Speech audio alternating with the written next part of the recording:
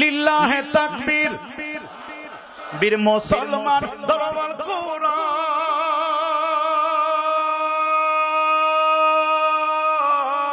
বীর মুসলমান দরবার কোরআন, ফিরায়ে আনো হারানো সম্মান। লিল্লাহে তাকবীর, লিল্লাহে তাকবীর, যে ঈমান বলে হয়ে বলিয়ান, যে ঈমান বলে হয়ে বলিয়ান, শাসন করতো আধা জাহান। যে ঈমান বলে হয়ে বলিয়ান, শাসন করতো আধা জাহান। ফিরায় সে হুঙ্কার দিতে হবে আর একবার। লিল্লাহে তাকবীর, জোরে লিল্লাহে তাকবীর, লিল্লাহে তাকবীর। অতএব আপনি একটা কথা বলবেন আর রসুলপুর ভেসে যাবে তা নয়।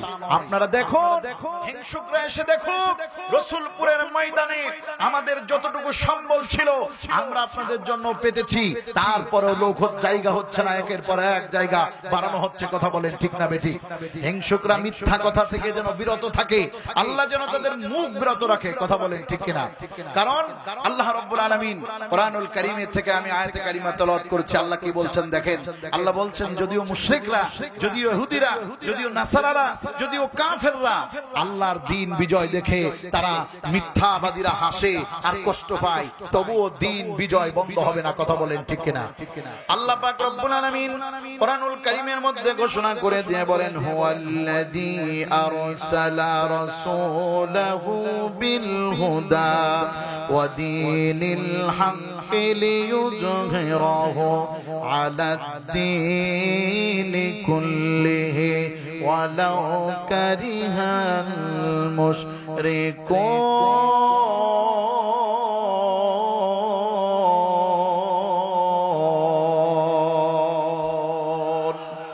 আল্লাহ পাক রব্বুল আলামিন কোরআনুল কারীমের মধ্যে ঘোষণা করে বলেন, হুয়াল্লাযী আরসালা রাসূলাহু বিল হুদা। আল্লাহ পাক বলেন, আমি এমন রব, যে রব আমার একজন মানুষকে, আমার একজন নবী পাঠিয়েছি, যিনি ছিলেন উম্মি, যিনি ছিলেন বান্দার কাছ থেকে একটা অক্ষরও শিক্ষাদাতা না, শিক্ষক নয়, একটা অক্ষর শিক্ষা করেন নাই। একটা অক্ষর দুনিয়ার কোন মানুষকে আল্লাহ রাব্বুল আলামিন তার দ্বারা শিক্ষা করান নাই, বরঞ্চ দুনিয়ার চোখে তিনি উম্মি হলেও আল্লাহ পাক রব্বুল আলামিন তাকে গোটা পৃথিবীর সব মানুষের জন্য শিক্ষক বানিয়ে পাঠিয়েছেন। সুবহানাল্লাহ। আল্লাহ পাক রব্বুল আলামিন বলেন, এই নবীকে পাঠিয়েছে আরসালা রাসূলাহু বিল হুদা ওয়া দীনিল হাক্কি। আমার নবীকে পাঠিয়েছে একটা ঝান্ডা দিয়ে, সেটা হলো দ্বীনে হক, সত্য দ্বীনের ঝান্ডা দিয়ে। আমার রাসূল, আমার নবী, আমার পয়গম্বর, আমার রাসূল কিবরিয়া এই সত্য দ্বীনের ঝান্ডা নিয়ে যখন তিনি এসেছেন দুনিয়াতে, ইহুদিরা, নাসারারা, বৌদ্ধরা, মুশরিকরা আমার রাসূলের ঝান্ডাটা দেখে তারা হিংসা করেছে, হেসেছে। তারা আমার নবীর ঝান্ডা তাকে মুছে দিতে চেয়েছে জমিন থেকে। আল্লাহ পাক রব্বুল আলামিনের এই ঝান্ডা মুছে দেওয়া সম্ভব নয়। কথা বলেন ঠিক কিনা? আজকে রসুলপুরের দিকে তাকালেও একই নিয়ম দেখা যায়, কিছু হিংসুকরা ময়দানটারে মুছে দিতে চায়। কথা বলেন ঠিক কিনা? কিছু হিংসুকরা এটাকে গীবত করে উড়িয়ে দিতে চায়। এই জমিনের এই মাটি থেকে, এই রসুলপুরের জামিয়াতুস সালিকিনের গাছ থেকে তারা উপড়ে দিতে চায়। আমি আজকে কঠোরভাবে তাদের চোখে আঙ্গুল দিয়ে দেখিয়ে দিতে চাই, ও গোটা পৃথিবীর আল্লাহর জমিনের মধ্যে বসত করো মুনাফিকের দলেরা, দেখে রাখো, শিখে রাখো আর শুনে রাখো, এই শিকড় রসুলপুরে নয়, গাছটি রসুলপুরে থাকতে পারে। এই শিকড় এত বিস্তীর্ণ, শুধু বাংলা ভারতে এর শিকড় না, এটা মদিনা মুনাওয়ারায় পৌঁছে গেছে। কথা বলেন ঠিক কিনা? ভাইরা আমার, আল্লাহ পাক রব্বুল আলামিন বলেন, আরসালা রাসূলাহু বিল হাক্কি লিইয়ুযহিরাহু আলাদ দ্বীনি কুল্লিহি ওয়ালাউ কারিহাল মুশরিকুন।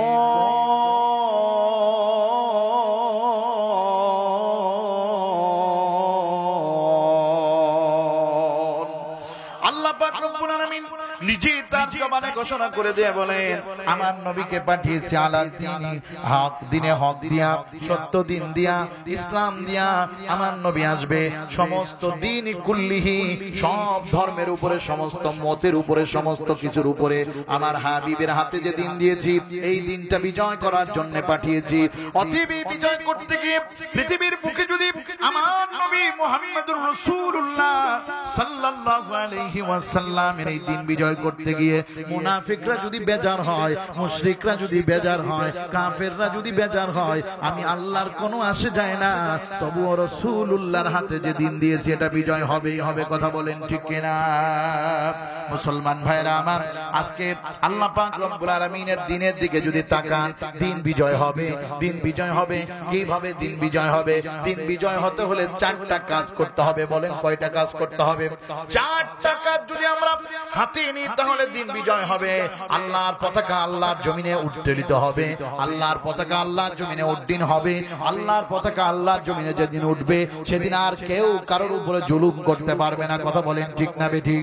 একজনের সম্পদ আর একজন লুণ্ঠন করতে পারবে না, কেউ কারোর উপরে কষ্ট দিতে পারবে না, ছোট হয়ে বড়র উপরে কষ্ট দিতে পারবে না।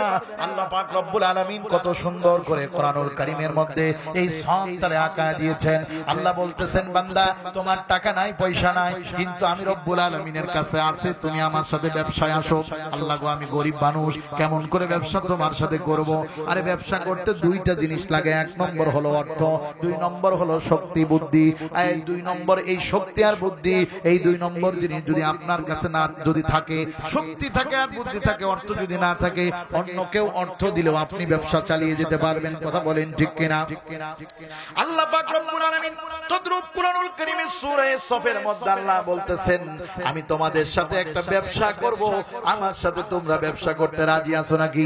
বলেন তো দেখি, আমি যদি এই সত্তা বাতলাই আল্লাহর সাথে ব্যবসা করব, দুনিয়ার কোন গ্রুপের সাথে নয়, দুনিয়ার কোন কোম্পানির সাথে নয়, যেই জায়গায় ব্যবসা করলে লস হওয়ার সম্ভাবনা 100তে 100 নাই, যেই জায়গা ব্যবসা করলে শুধু লাভ আর লাভ, যেই জায়গা হারলেও লাভ, জিতলেও লাভ, যেই জায়গা ব্যবসায় যদি আপনি নাম লেখান, আপনার দুনিয়ায়ও লাভ, আখিরাতেও লাভ। কথা বলেন ঠিক কিনা? ওই ব্যবসা আমরা করব। কারা কারা করতে চায় হাত তুলে দেখান। লিল্লাহে তাকবীর, লিল্লাহে তাকবীর। আমরা এই ব্যবসায় নাম লেখাতে চাই। কথা বলেন ঠিক কিনা? প্রিয় ভাইরা, যারা রাস্তাঘাটে দোকান পাটে এদিকে ওদিকে ঘুরছেন, আমি বলবো মঞ্চ ময়দান এসে বসুন, আসুন আল্লাহর সাথে একটু ব্যবসা শিখি। যেই ব্যবসা আল্লামা নেসারি শিখায়া দিয়ে গেছেন, যেই ব্যবসা আল্লামা গঙ্গুহি শিখায়া দিয়ে গেছেন, যেই ব্যবসা হাজী মুহাজিরে মক্কি রহমাতুল্লাহ আলাইহি শিখায়া দিয়ে গেছেন, যেই ব্যবসা আমাদের কলিজার টুকরা ইমামে আজম শিক্ষা দিয়ে গেছেন, করে গেছেন, যেই ব্যবসা হযরত আলী রাদিয়াল্লাহু তাআলা করে গেছেন, হযরত হাসান করেছেন, হুসাইন করেছেন, হযরত খাব্বাব, খুবাইব, জুবাইর, তালহা, হযরত উসমান গনি জিন্নুরাইন করেছেন, যেই ব্যবসা আল্লাহর রাসূল নিজে করেছেন, এই ব্যবসা আমাদের করতে হবে। কথা বলেন ঠিক কিনা? এই ব্যবসা করতে গিয়ে যদি আমার স্ত্রী বেজার হয়, আমার হুজুর বেজার হয়, আমার পিসে হুজুর বেজার হয়, তাতে আমার কোনো আসে যায় না। আমি আল্লাহর সাথে ব্যবসা করব। কথা বলেন ঠিক না বেঠিক? আল্লাহর সাথে ব্যবসা করতে হবে। আল্লাহ কি ছক আঁকালেন, আমরা সেই ব্যবসা করব। আল্লাহ পাক রব্বুল আলামিন বলছেন, এই ব্যবসা করতে হলে চারটা জিনিস লাগবে, এক এক করে বর্ণনা করছেন। আল্লাহ বলছেন, ইয়া আইয়ুহাল্লাযীনা আমানু হাল আদুল্লুকুম আলা তিজারাতিন তুজিকুম মিন আযাবিন আলীম। আল্লাহ পাক রব্বুল আলামিন বলছেন, ইয়া আইয়ুহাল্লাযীনা আমানু, হে ঈমানদারেরা, আমরা তো ঈমানদার, আমরা আল্লাহকে বিশ্বাস করেছি। আর যদি কারোর মধ্যে কোনো বিশ্বাসের যদি কমতি থাকে, তাহলে আসুন আমরা পড়ে নিই, সকলে একবার পড়ি, লা ইলাহা ইল্লাল্লাহু মুহাম্মাদুর রাসূলুল্লাহ। আর একবার কালিমা শাহাদা পড়ি, সকলে মুখ খুলে বলি, আশহাদু আল্লা ইলাহা ইল্লাল্লাহু ওয়া আশহাদু আন্না মুহাম্মাদান আবদুহু ওয়া রাসূলুহু।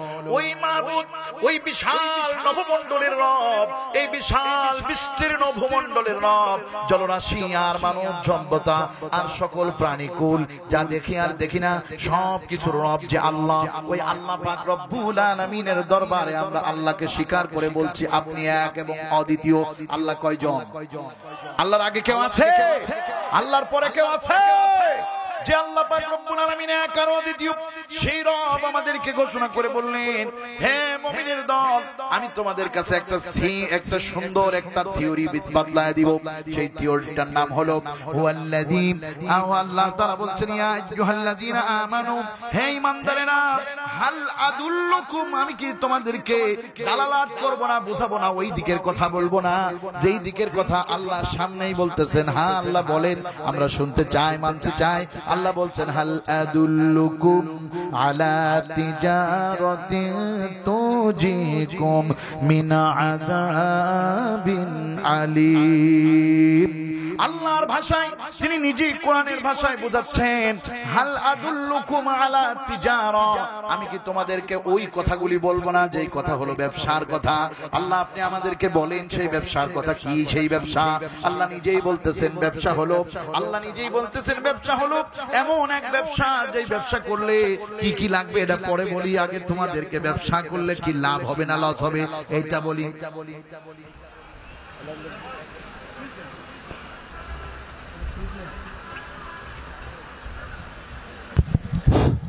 প্রিয় সালিকিন ভাইরা, কেন্দ্রীয় মজলিস শুরা এক্ষুনি বৈঠক, আমরা বিলম্ব না করে কেন্দ্রীয় মজলিস শুরার সদস্য যারা আমরা বৈঠকে চলে যাই। আবার শুনি, কেন্দ্রীয় মজলিস শুরার বৈঠক এক্ষুনি শুরু হচ্ছে। সদস্য ভাই যারা খুব জলদি বৈঠকে হাজির হই। ভাইরা আমার, যে কথা বলছিলাম, আল্লাহ পাক বলতেছেন, মুমিনরা তোমাদেরকে একটা ব্যবসার কথা বলবো। ব্যবসায় প্রথমে তোমরা জানতে যাবে লাভ না লস হবে। আসো আমি লাভ আর লসের কথা আগে বলে দিই। এই ব্যবসায় এক নম্বরে কোনো লস নাই। সুবহানাল্লাহ বলেন, আওয়াজ দিয়ে বলেন।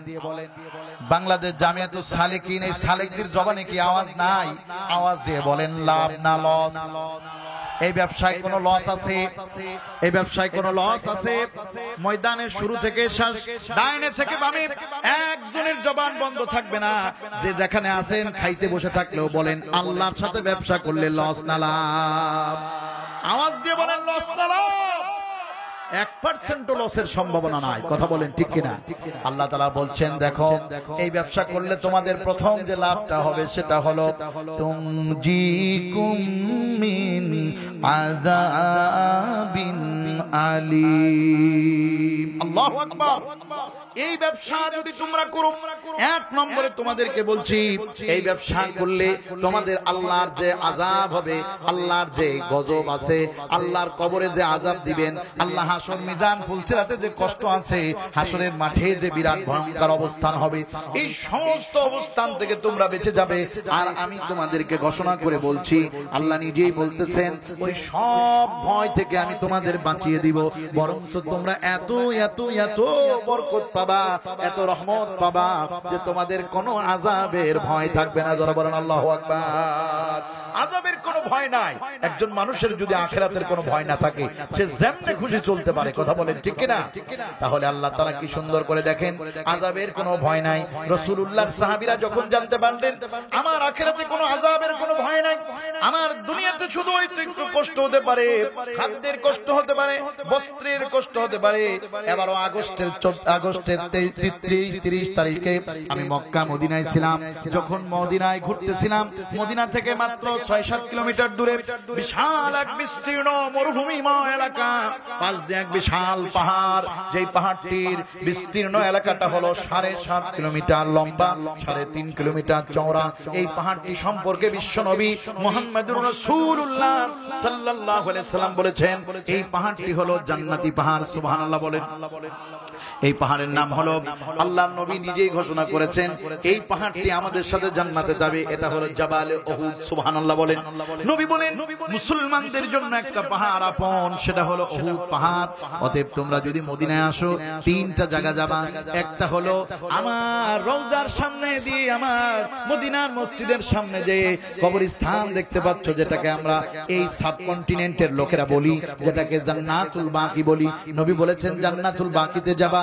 আর মদিনাতে যদি আসো, এই তিনটা জিনিস, তিনটা জায়গা। আর 1 নম্বর জান্নাতুল বাকি, 2 নম্বর হলো কুবা মসজিদ, 3 নম্বর হলো উহুদ পাহাড়ে যাবা। সুবহানাল্লাহ বলেন।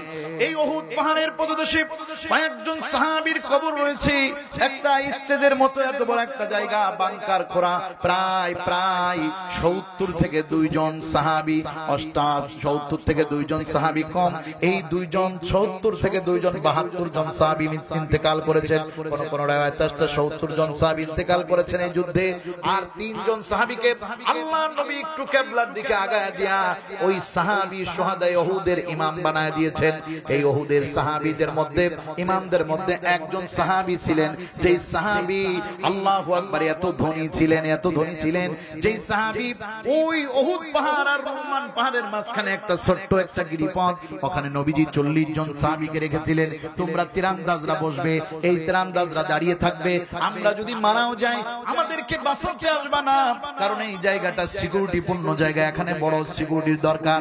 রাসূল আগেই ঘোষণা করলেন। কিন্তু ওর মধ্য থেকে যখন জিহাদের প্রারম্ভিকে ইসলাম আর মুসলমানদের জয় করা অবস্থা, কাফেররা যখন মালামাল রেখে পলায়ন করলো, আল্লাহ নবীর অনুমতির তারা ক্ষেপণ করলেন না। 30 জন সেখান থেকে রওনা করলেন, আর 10 জন ছিলেন। পরবর্তীতে ওই 10 জন এমন ভাবে কঠিন কষ্টের অবস্থায় তারা ইন্তেকাল করেছেন, তাদের চেহারা দেখা যাচ্ছিল না, এত কষ্ট দিয়ে তাদেরকে কাফেররা মেরেছে।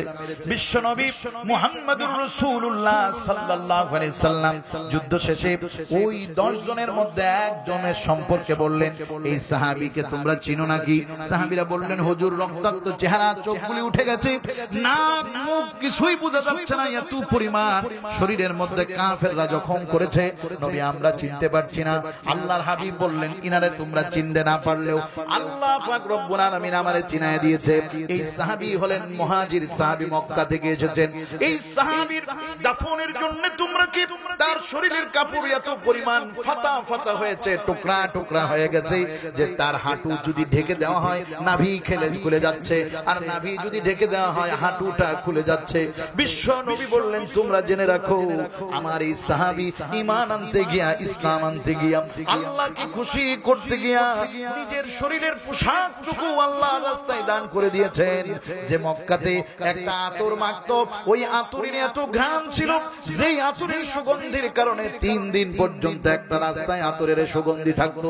অথচ ঈমান আনতে গিয়া, আল্লাহর দ্বীন বিজয় করতে গিয়া আমার এই সাহাবী আজকে ইন্তেকালের পরে, শহীদ হওয়ার পর এতটুকু কাফনের কাপড় মিলতেছে না।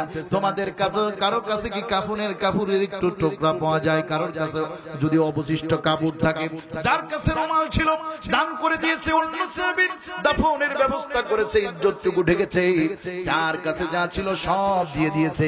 সবাই বলছে, হুজুর পরনের কাপড়টুকু ছাড়া আর কিছু নাই।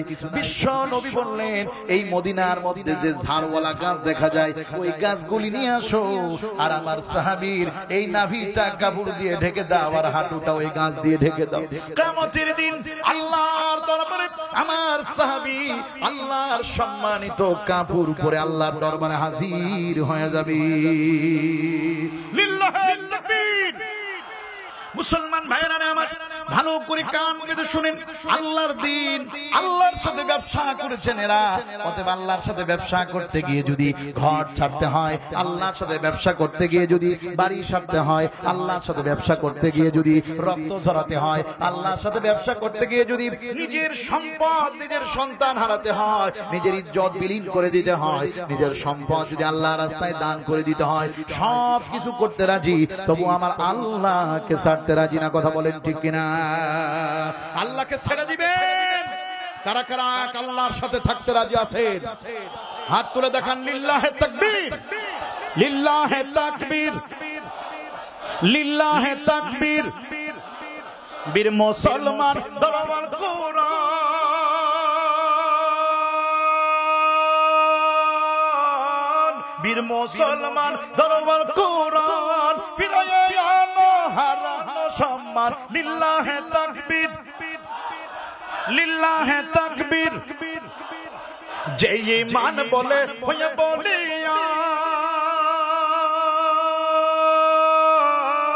যে ঈমান বলে হয়ে বলিয়ান শাসন করতো আধা জাহান যে ঈমান বলে হয়ে বলিয়ান শাসন করতো আধা জাহান ফিরায়ে সে হুঙ্কার দিতে হবে আর একবার লিল্লাহে তাকবীর জোরে লিল্লাহে তাকবীর লিল্লাহে তাকবীর আল্লাহ পাক রব্বুল আলামিন তার সুন্দর ভাষায় তিনি আমাদেরকে ব্যবসা শিখাচ্ছেন। অতএব সেই ব্যবসা করলে প্রথম যে লাভটা হবে সেটা হলো আখিরাতে আমাদের কোনো চিন্তা থাকবে না। কথা বলেন ঠিক কিনা? এবার আসুন, এই আখিরাতের চিন্তা যে আমাদের থাকবে না, তাহলে সেই ব্যবসাটা আমরা ভালো করে শুনবো আর সেটা শিখবো। কারণ আপনি যদি না শুনেন কেমন করে শিখবেন? কথা বলেন ঠিক কিনা? আসুন না সেই ব্যবসা আমরা ভালো করে শুনি আর শিখি। এক নম্বর হলো আল্লাহ তাআলা বলছেন, ওই ব্যবসা যদি তোমরা করতে চাও, তুমিনুনা বিল্লাহি ওয়া রাসূলিহি ওয়া তুজাহিদুনা ফি সাবিলিল্লাহ।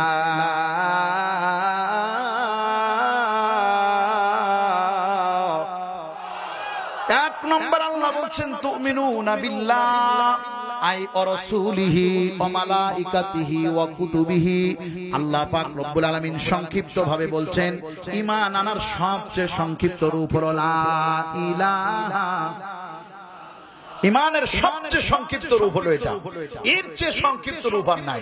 লা ইলাহা আর একটু বাড়ায় গেলে মুহাম্মাদুর রাসূলুল্লাহ, আরো একটু বাড়ায় যাবেন আশহাদু আল্লা ইলাহা ইল্লাল্লাহু ওয়াহদাহু লা শারীকা লাহু ওয়া আশহাদু আন্না মুহাম্মাদান আবদুহু ওয়া রাসূলুহু। ঈমানকে আরো বিস্তীর্ণ যদি করতে চান, ঈমানে মুজমালের দিকে তাকান, ঈমানে মুফাসসালের দিকে তাকান। এভাবে করে আস্তে আস্তে করে আরো অনেক শাখা প্রশাখা রয়েছে। ঈমানের 72টি শাখা রয়েছে।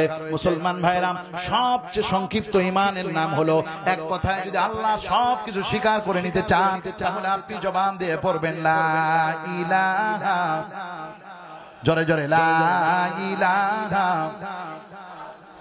লা ইলাহা ইল্লাল্লাহু মুহাম্মাদুর রাসূলুল্লাহ।